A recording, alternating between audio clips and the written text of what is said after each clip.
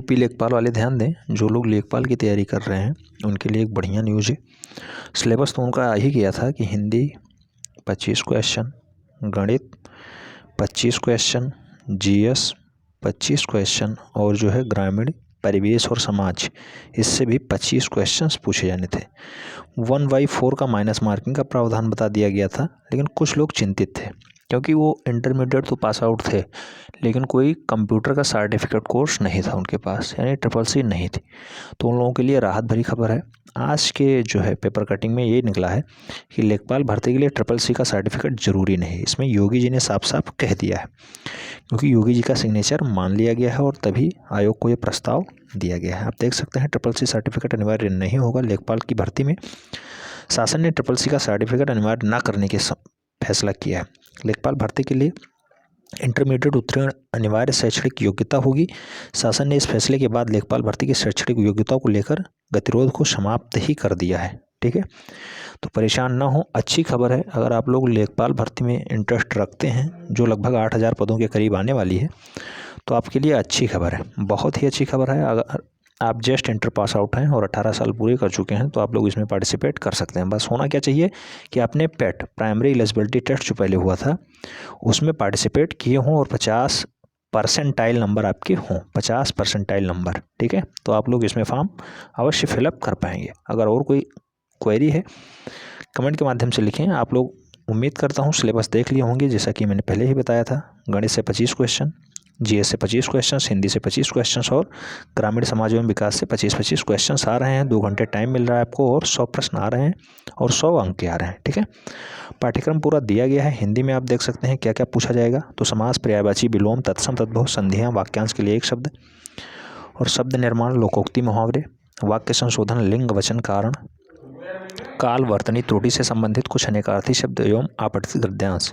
ये हिंदी का सिलेबस हो गया। यहाँ से 25 क्वेश्चन आएंगे। साथ ही अगर गणित की बात करते हैं, तीनों गणित शामिल है, अंकगणित, रेखागणित और बीजगणित। अंकगणित में संख्या पद्धति, परसेंटेज, लाभ हानि, सांख्यिकी, आंकड़ों का वर्गीकरण, बारंबारता, बारंबारता बंटन, सारणियन, संचयी बारंबारता, आंकड़ों का निरूपण, दंड चार्ट, पाई चार्ट, आयत, बारंबारता बहुभुज, केंद्रीय माप, साधारण माप, मध्यिका, बहुलक। साथ ही साथ अगर बीजगणित की हम लोग बात करते हैं, इसमें पूछा गया है लघुत्तम समापवर्त, महत्तम समापवर्त एवं उनसे संबंधित युगपत समीकरण, द्विघात समीकरण और गुणनखंड के साथ साथ क्षेत्रफल प्रमेय भी इसमें आता है।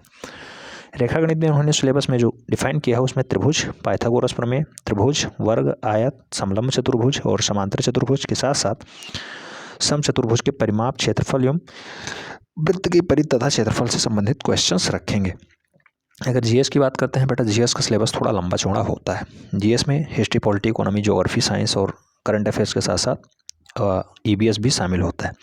इसमें बताया गया है सामान्य विज्ञान, राष्ट्रीय एवं अंतर्राष्ट्रीय महत्व की समसामयिक घटनाएं, भारत का इतिहास, भारतीय राष्ट्रीय आंदोलन, भारतीय राज्य व्यवस्था एवं अर्थव्यवस्था, विश्व भूगोल एवं जनसंख्या, सामान्य विज्ञान के प्रश्न, दैनिक अनुभव एवं प्रेक्षण से संबंधित विषयों से संबंधित ज्ञान के समस्त सामान्य ज्ञान प्रबोधिकी जानकारी होगी, जिसमें किसी भी सुनिश्चित व्यक्ति से अपेक्षा की जा सकती है कि जिसने किसी भी वैज्ञानिक विषय का अध्ययन नहीं किया होगा।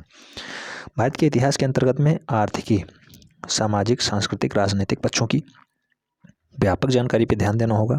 भारतीय राष्ट्रीय आंदोलन में अभ्यर्थियों से भारतीय स्वतंत्रता आंदोलन की प्रवृत्तियों, विशेषताएं, राष्ट्रवाद, अभ्युदय एवं स्वतंत्रता की प्राप्ति के बारे में सामान्य जानकारी से अपेक्षा की जा रही है। भारतीय राज्य व्यवस्था की अगर बात करते हैं और अर्थव्यवस्था के अंतर्गत भारतीय राज्य व्यवस्था, भारतीय संविधान, भारत की अर्थव्यवस्था एवं नियोजन के व्यापक लक्षणों की जानकारी से संबंधित कुछ प्रश्न पूछे जाएंगे। विश्व भूगोल की अगर बात करते हैं, बढ़िया से पूछा गया है विश्व भूगोल। जनसंख्या में केवल विषयों की सामान्य जानकारी की परख होनी चाहिए, जिसमें भारत के भूगोल के भौतिक, पारिस्थितिकी, आर्थिकी, सामाजिक, जननांकीय एवं कुछ विशेष बलों पे फोकस किया जाएगा। अभ्यर्थियों से उपरोक्त की जानकारी सामान्य रूप से उत्तर प्रदेश के परिक्षेप्य में होगी, यानी यूपी स्पेशल लगभग पूछा जाएगा और कंप्यूटर से संबंधित भी प्रश्न कुछ होंगे। ठीक है, चौथा स्टेप जो है ग्रामीण समाज, यहाँ से 25 क्वेश्चंस यहाँ से भी बनेंगे और 1/4 माइनस मार्किंग है, इसलिए ध्यान रखना है, सिलेबस को ढंग से कवर करना है। तो ग्रामीण विकास, भारतीय संदर्भ में ग्राम्य विकास कार्यक्रम, ग्राम्य विकास योजनाएं एवं प्रबंधन, ग्रामीण विकास शोध प्रणालियाँ, ग्रामीण स्वास्थ्य सेवाएं, ग्रामीण सामाजिक विकास कैसे हुआ है, ग्रामीण विकास और भूमि सुधार त्रिस्तरीय पंचायती राज व्यवस्था, केंद्र व राज्य की ग्राम विकास से संबंधित कुछ महत्वपूर्ण योजनाएं, इनसे संबंधित क्वेश्चंस रहेंगे। 25 क्वेश्चंस यहाँ से भी पूछा जाएगा। ऑफिशियली नोटिफिकेशन पे ये डाटा दिया गया था, आ गया है। हालांकि आप लोग अब परेशान ना हो, CCC अगर हटा दिया गया है तो फॉर्म इसमें भी बढ़िया पड़ेगा। 28-30 लाख फॉर्म पड़ेंगे, ज़्यादा नहीं पड़ेंगे बस। और अगर 30 लाख में आपको एक सीट कंफर्म करनी है तो 30 लाख में आपको इतना मेहनत करना पड़ेगा बेटा कि कम से कम आपके 70+ नंबर आ जाएं। 70+ नंबर आ जाएं, आप जनरल कैटेगरी से बिलोंग कर रहे हो, कोई दिक्कत नहीं है, आराम से आपकी एक सीट पक्की हो जाएगी। चाहे वैकेंसी 8000 हो या फिर 6000, कोई दिक्कत नहीं है। अगर कोई बड़ी अपडेट निकलती है चैनल के माध्यम से आपको सबसे पहले और सबसे तेज़ बता दिया जाएगा। उम्मीद करता हूँ सबको समझ में आ गया है। आप लोग अपनी तैयारी पे ध्यान दें, माइनस मार्किंग का प्रावधान है, इसलिए खूब जम के तैयारी करें, प्रैक्टिस पे खास फोकस करें। मिलते हैं नेक्स्ट वीडियो में, तब तक के लिए जय हिंद।